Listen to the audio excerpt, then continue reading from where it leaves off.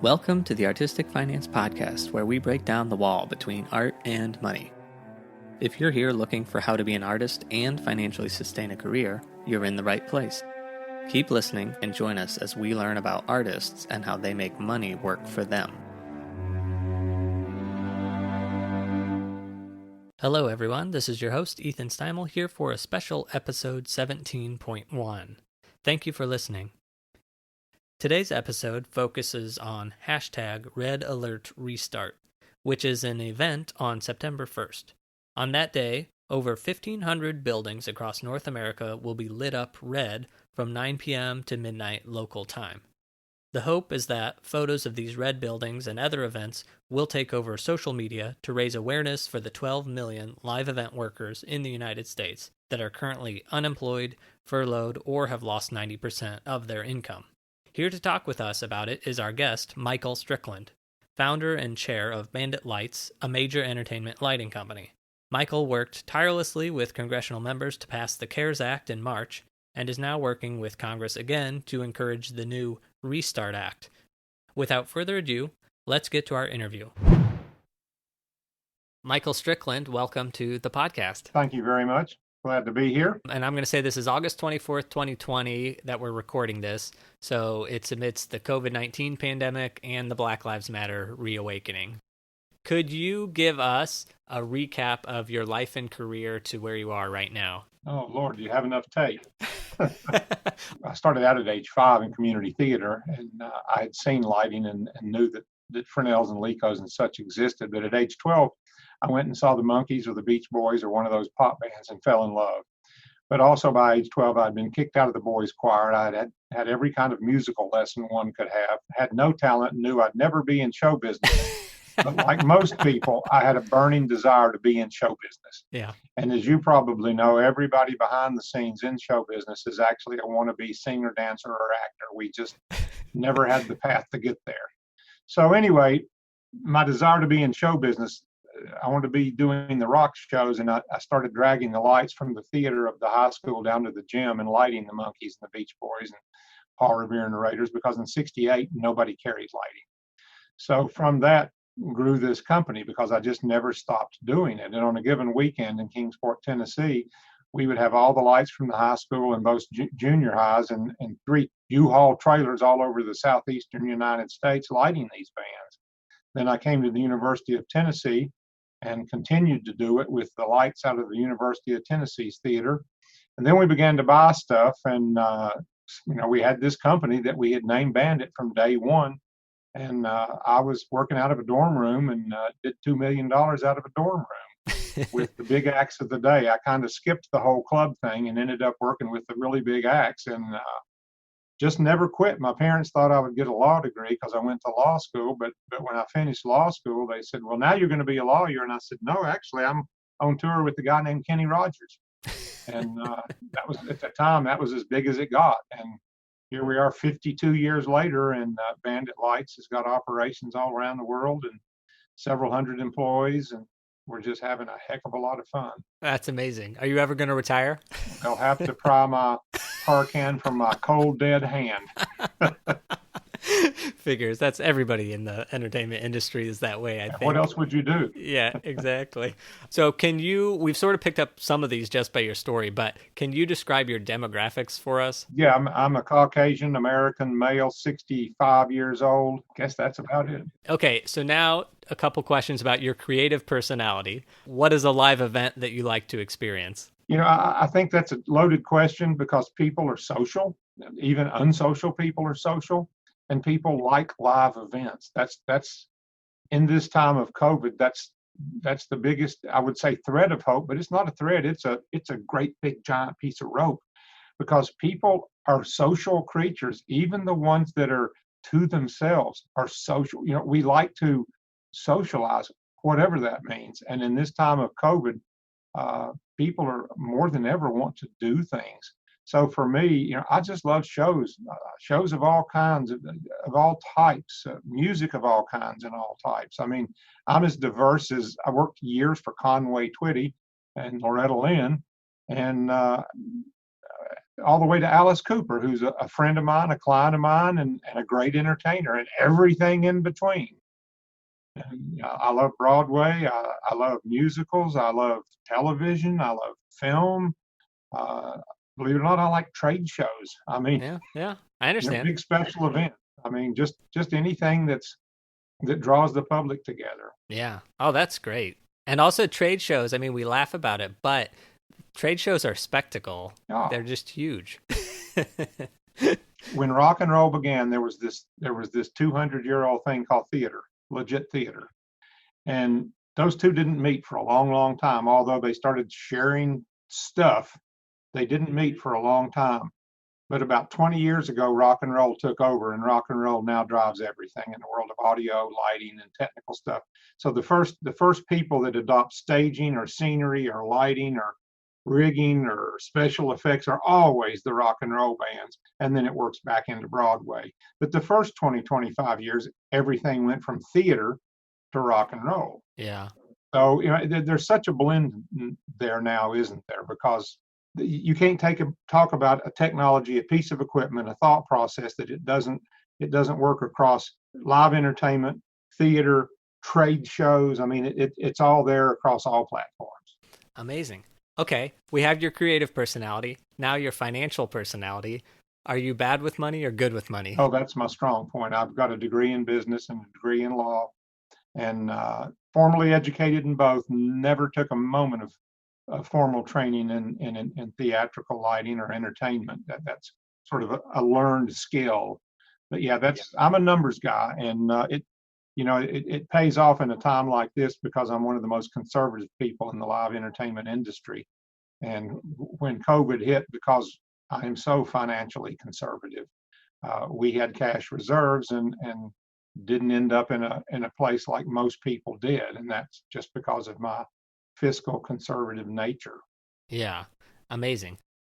Shifting into COVID, you have been working with legislation and this Restart Act. What have you been doing? I had the good fortune of, when this hit, of coming at it from sort of 3 or 4 different angles. Number one, I've been in the entertainment business for 52 years. That's a point of view. I've been on the board of the University of Tennessee Medical Center for 15 years. So I've got a medical background. Right now, we're talking 2 and 3 times a day between all of us on the board at the hospital about the medical situation.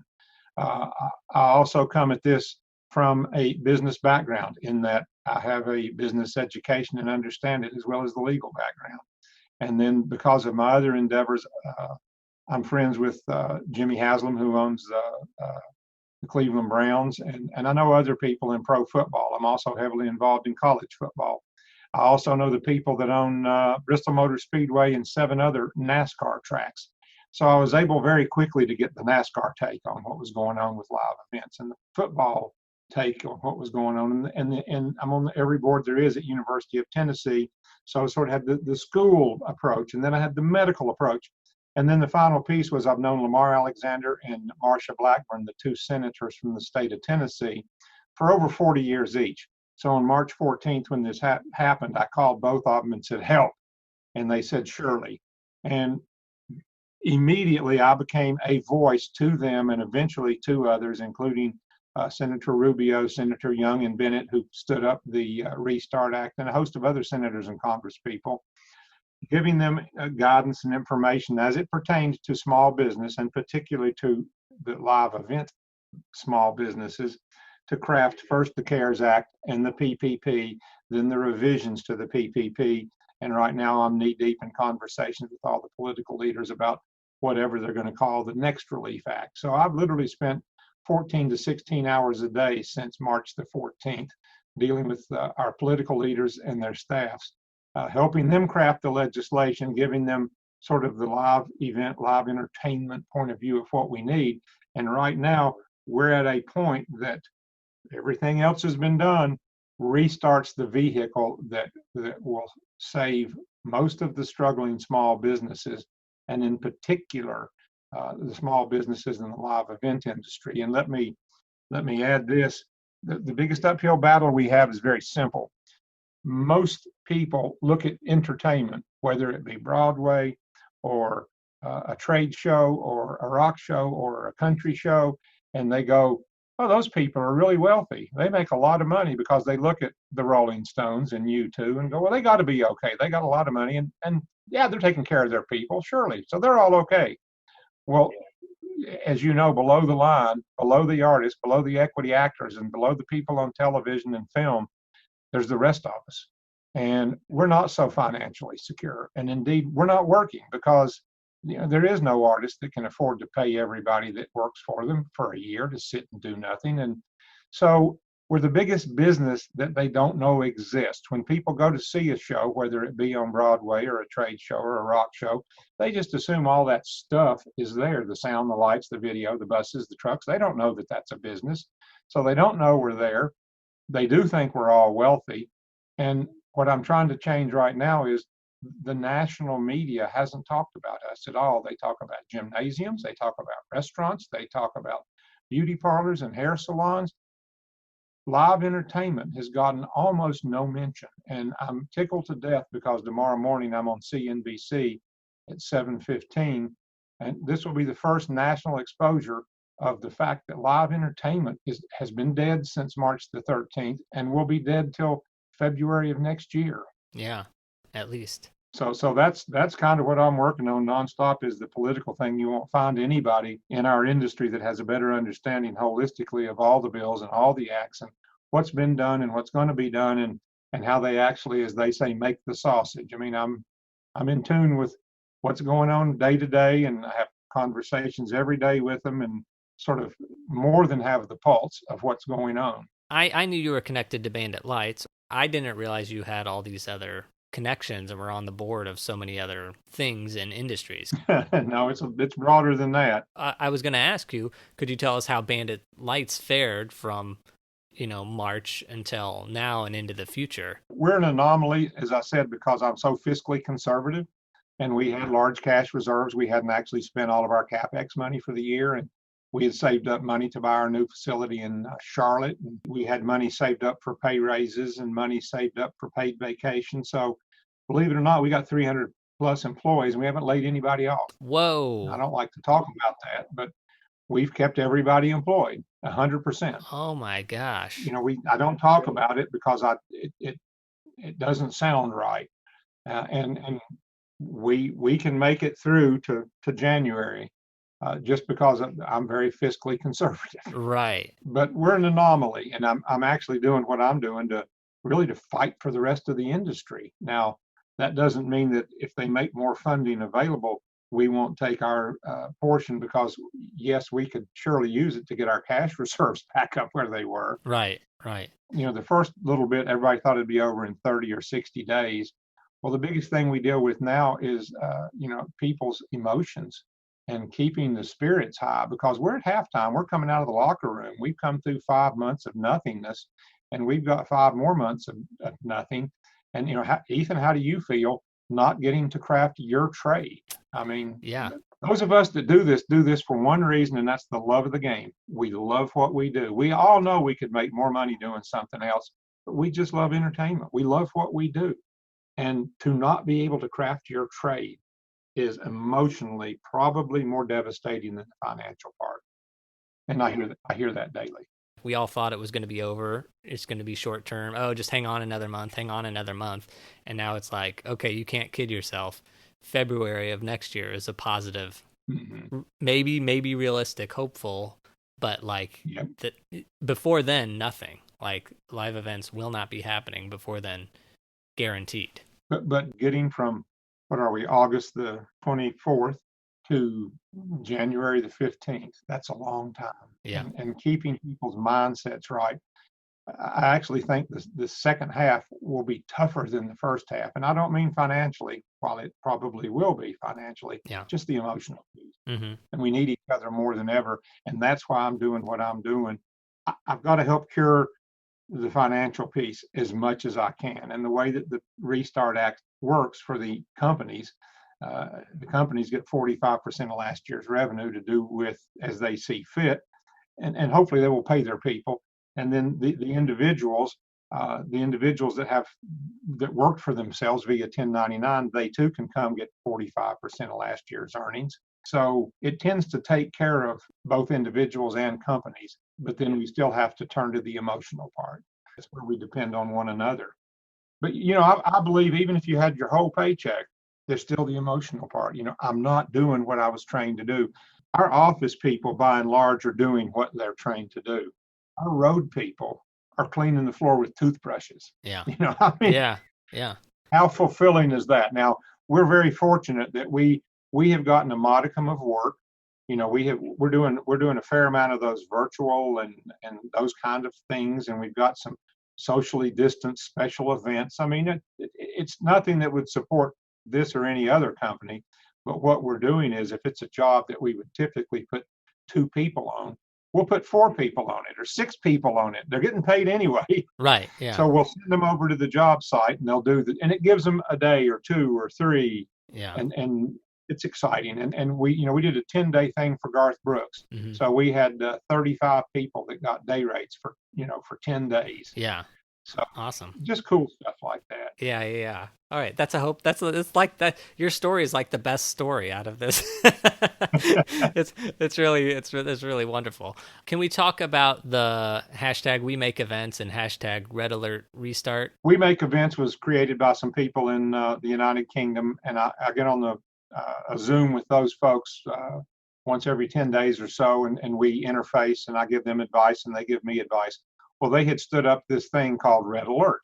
Now, again, the company's called We Make Events because it encompasses every one of us that makes events.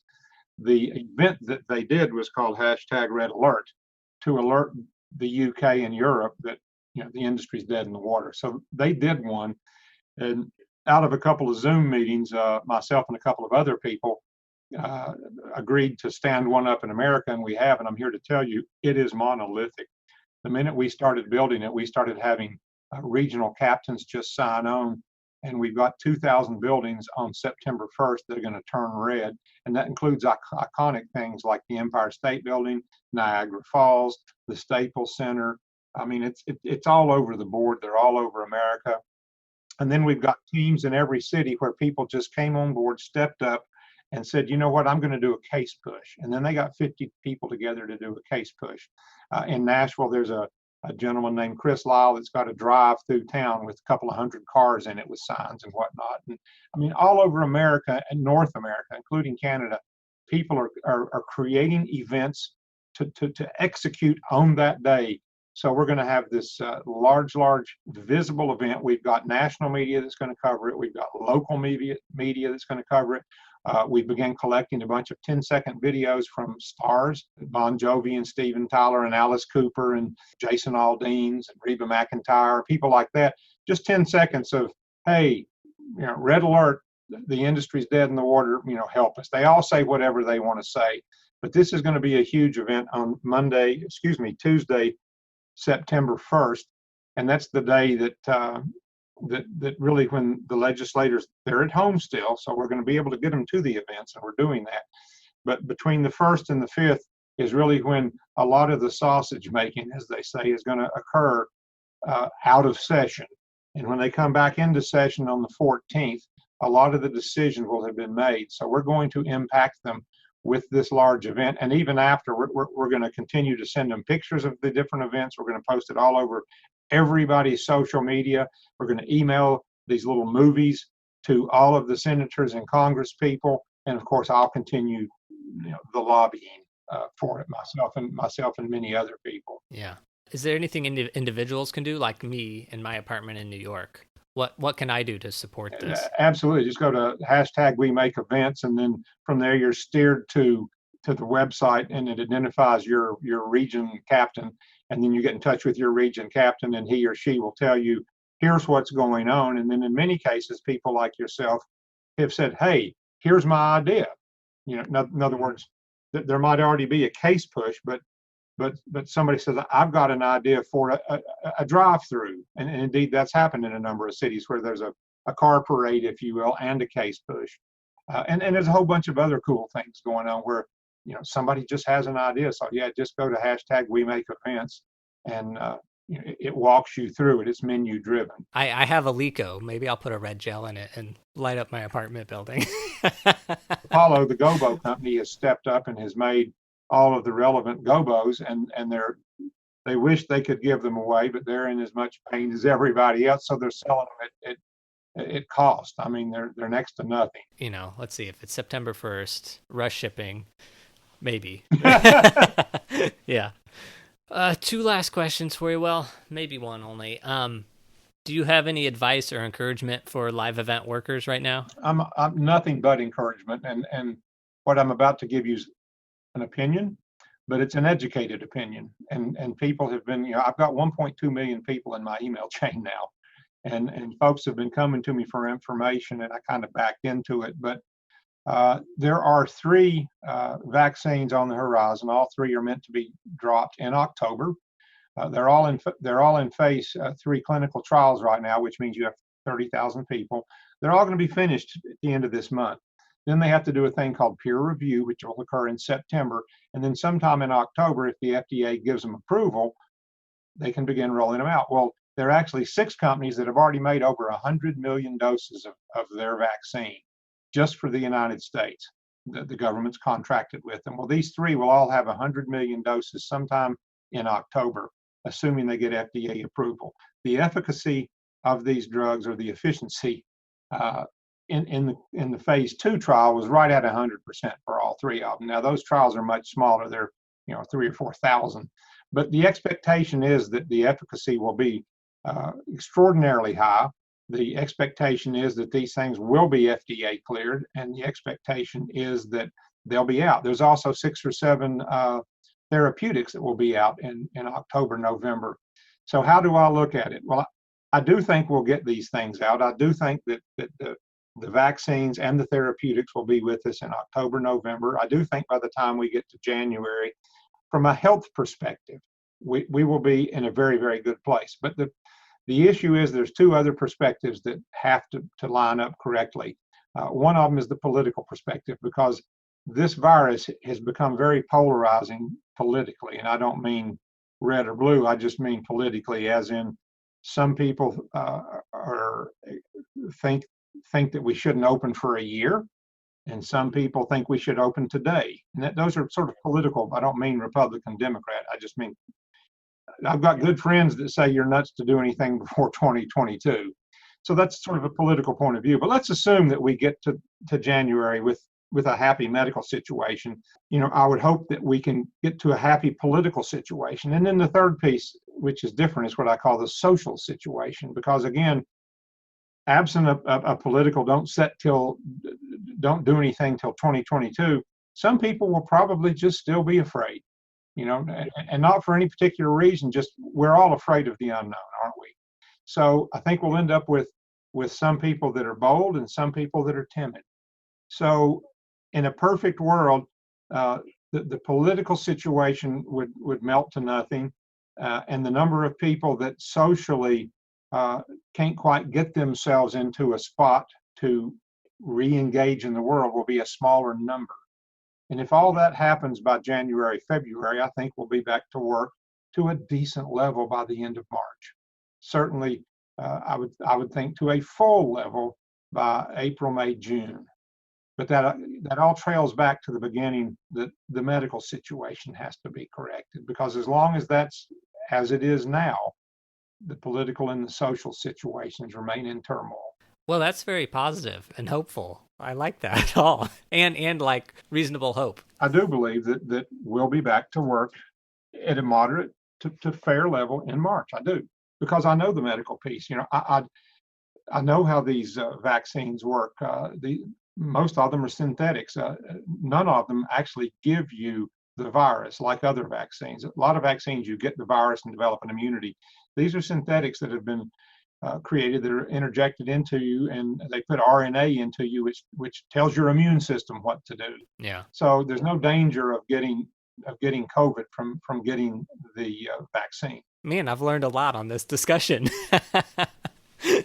Okay, final question. Where can people find out more about you and or Bandit Lights and or anything else you want us to find? Oh, geez. Bandit Lights is www.banditlights, which is spelled lites.com. And our website's there, which we've actually made a new one, but we haven't put up yet.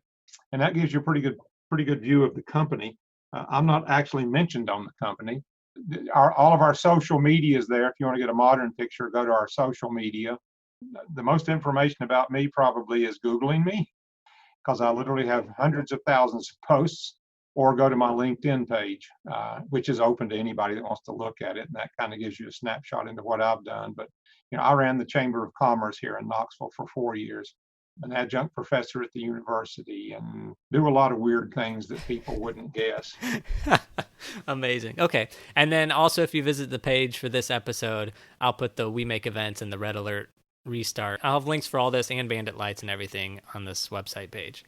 Fantastic, Michael. Thank you for chatting with us for a bit. Ethan, thank you very much. And everything we can do to get the word out and to get people engaged and involved, not only in Red Alert, but just in the rebuilding of this industry. And more importantly, the reach outs to all of our legislators. When I talk to my legislators, I left this out earlier, live events by far has had the biggest impact in terms of communication. We've done 3 call to actions through NAM, because we linked up with NAM.